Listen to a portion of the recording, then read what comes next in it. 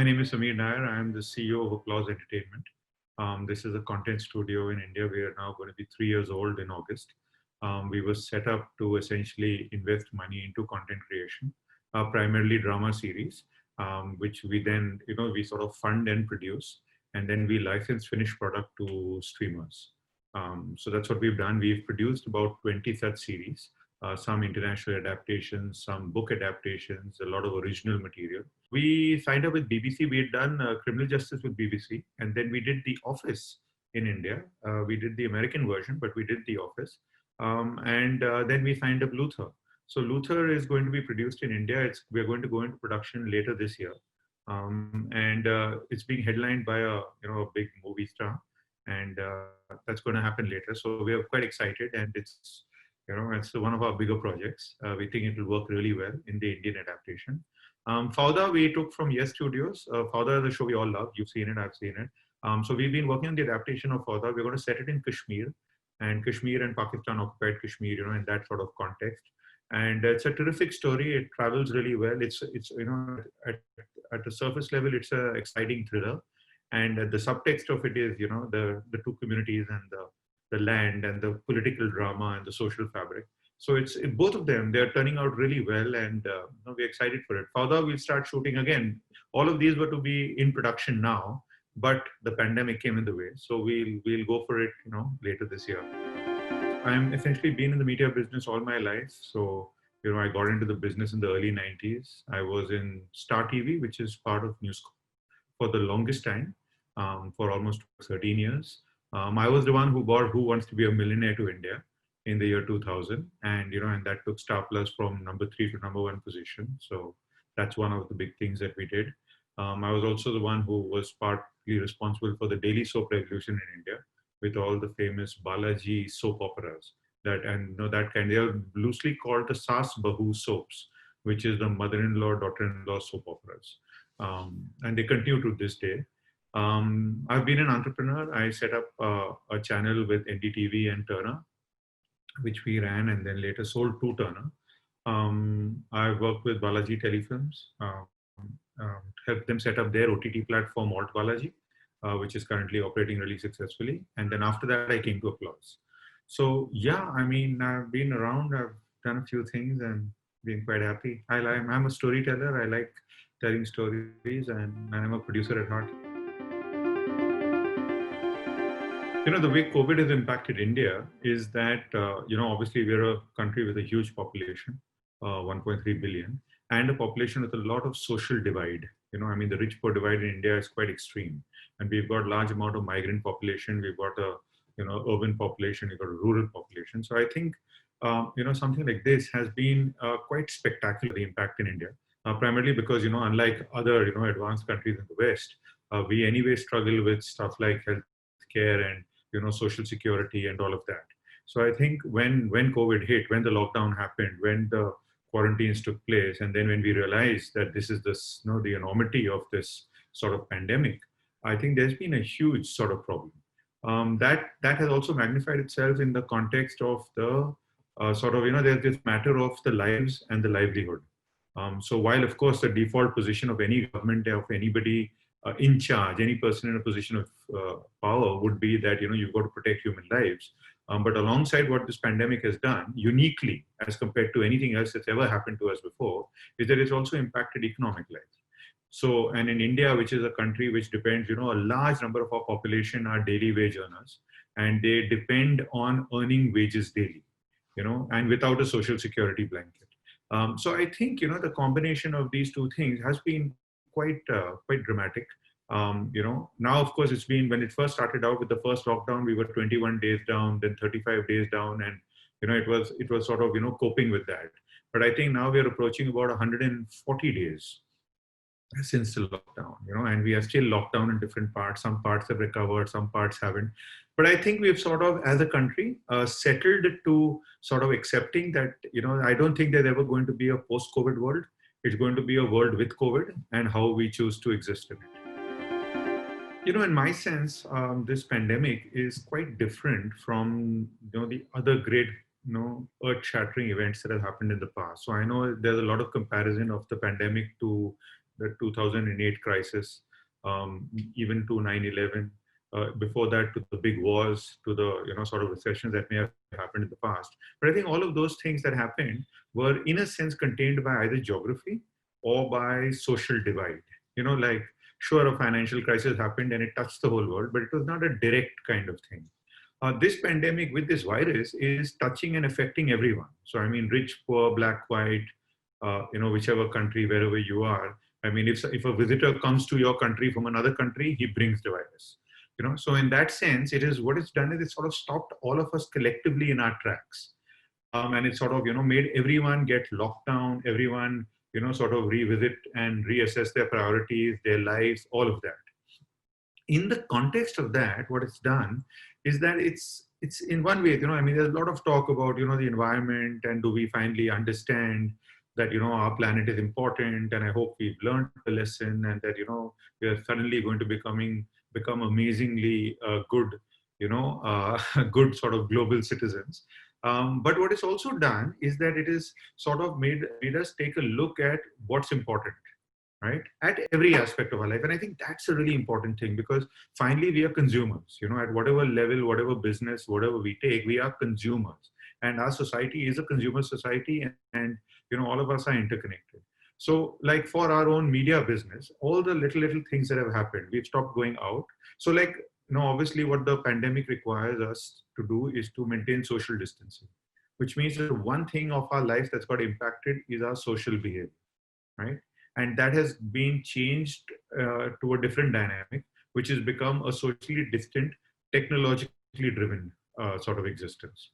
And that's an important thing. I think that's really important. So once we get back, once a vaccine is found, and once we sort of return to whatever definition of normalcy we can find, I think this sort of habit forming that is happening in this period with regard to technology and humankind is not going to go away in a hurry. Indian television actually has been evolved in a very interesting manner. For the last 20 years, we have been driven primarily by daily soap operas in prime time, and we actually never had our HBO Showtime moment. We've never done anything like the BBC, but we also never had our HBO Showtime moment, which means that we've never created premium drama at any significant scale or quality. So what's happened to Indian television is that while it's grown and grown and grown, and now I think reaches to about 197 million homes, but the fact is that with the arrival of the global streamers, we've been introduced to non-linear, anytime, anywhere content consumption, which is unique as compared to TV, which is, very broadcaster schedule and tonight at 9 kind of thing. So, I mean, this has anyway been happening the last 3-4 years, with a combination of cheap data, a lot of devices, and the streamers. This has been a habit that has been growing gradually in India. What the pandemic has done is that the complete lockdown has obviously stopped all kinds of film production, including our own. But what it's done is that it's introduced a huge population to the streaming world. Like the grandmother in the house is now stuck with her grandson in the house, and they are talking, and she says, "What's this Amazon Prime?" And that moment has happened. And it's happened to a very large population. And they've suddenly watched all this content and realized that, wow, this is content that I can, one, resume watching tomorrow. It doesn't go away. It's still there. And it also reminds me that you were doing this and you were doing that, and you may also like this and you may also like that. And it's like, as compared to television, the streaming world is so intuitively user-friendly, consumer-friendly. It's there, and now when we think back, I mean, I spent a career in TV. And when you look at the internet-driven world of entertainment and of information, you realize how much friendlier it is. So I think so what's happening with TV is that obviously advertising revenue is under a lot of strain, because with an economy that's in the doldrums, all the advertising stops. TV for the large part in India is advertising dependent, so that's a big blow. A lot of the streamers are subscriber-driven streamers. So, they are looking at this as a big opportunity. Consumption has gone through the roof because people sitting around in homes locked out are consuming whatever they can. So obviously TV consumption has gone up, but so has streaming consumption. So I think the outcome of this is going to be that this is, in a way, a big moment, where that shift from TV to sort of streaming will be more widely adopted in India than it has been so far. this pandemic is going to be a real sort of a boost for content creation and for companies like us that are, sort of collaborating with people to create content. We've anyway been doing it. So like, for example, we've, acquired rights to a variety of international formats, which we've adapted in India. We made Criminal Justice, which became The Night Of in the US, into an Indian series for Disney Hotstar. We are going to be doing Fauda. We are going to be doing Luther. So we've anyway been planning and doing those kind of things.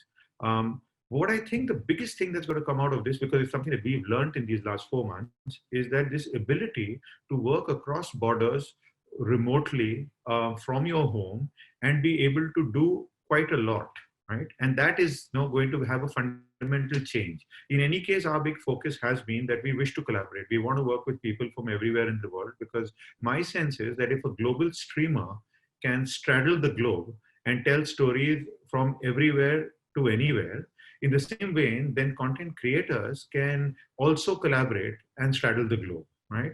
And the one thing that all this technology and like a Zoom call like this and all of this has done is that it's made people like us acclimatized to it. At the end of the day, the creative business and any business is a very funny space, because on the one hand, you're always looking for young energy to come and drive it and make the change. But on the other hand, it's older folk who are in charge of it, right? And so it's always that little bit of the push and pull between the young and the old. But one thing the pandemic has done is it's brought all of us together on the same page with regard to technology, right? So my youngest sort of producer on my team and me are now having this conversation. And we are doing this kind of stuff across the world. We're talking to people in the US, we're talking to people in Israel. We're just having these conversations normally. So I think that is going to be a big deal. So as our focus is that, we want to create content that is local, that can go global. It's not about trying to do something which is crossover. I think your heart's got to be in the right place, then the world's your oyster. I think the new normal, if that's the word to be used for content production, first of all, I mean, that's the most important. So the actual physical production is going to be is going to undergo a lot of strain, because, obviously India has been used to producing stuff with a lot of manpower. The number of people on an average Indian film or TV set, go into hundreds. It's unlike the West where, because we have a surplus population, so we also tend to use them. So that's one big deal, that, when you're talking about tighter crews, smaller crews, more protocols, all of that in place, it is going to be a challenge. And I think, but all of India is addressing that, and we will find our way around it. From an audience taste point of view, what has happened to the audience is that they have been exposed to what is now defined as, premium television series, different stories from across the world, stories, dubbed into their language. And it sort of exposed them to a better standard of international content. And I think they will increasingly expect that of the content that's produced in India. An audience expectation level will rise.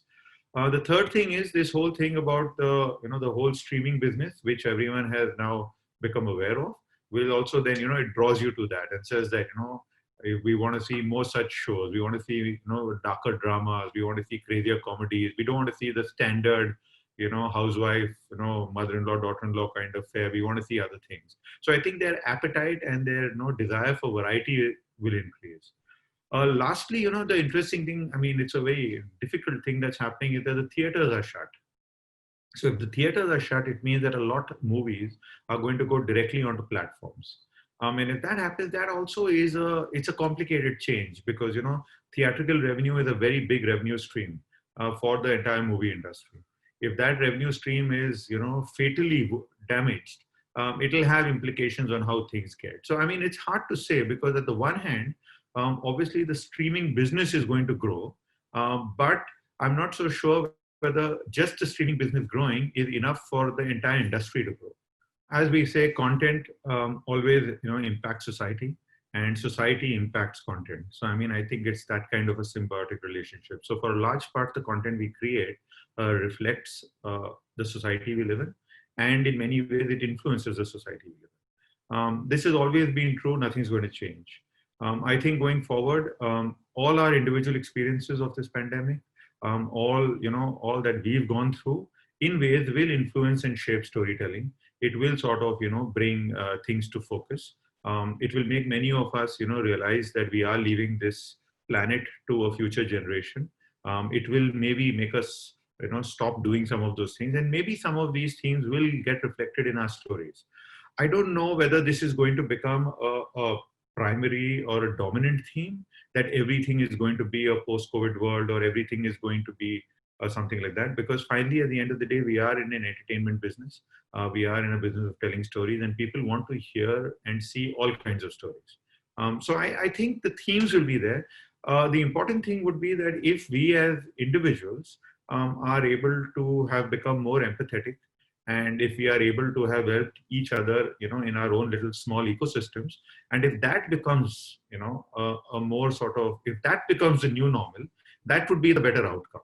Storytelling per se will, of course, we will do things like we will do, better quality of content, more thoughtful content, all of that will happen. But I hope that we as people have, had a more significant change. The big challenges as we are seeing it, we've divided our life into what we call immediate term, short term, and long term. The immediate term is really the next 9-12 months. And the most important thing in that is the return to filming, because till we can't create content, whatever is going on will soon dry up, and we will have to create new content. And the getting back to content production is a challenge, because, you've got to look out for health of the people working, and you got to be safe, and then there are stoppages, and then there's a recurrence of the virus, and then there's a mounting cost.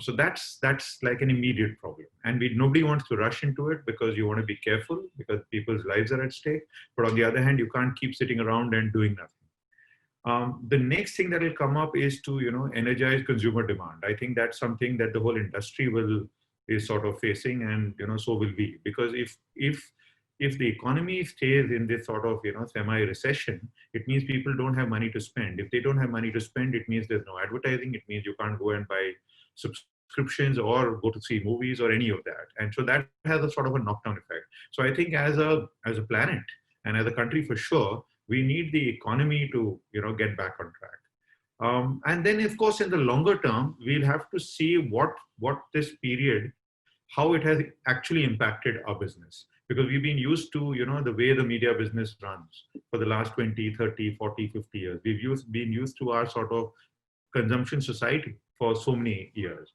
And I think there are going to be subtle and, very, very sort of specific changes that are happening.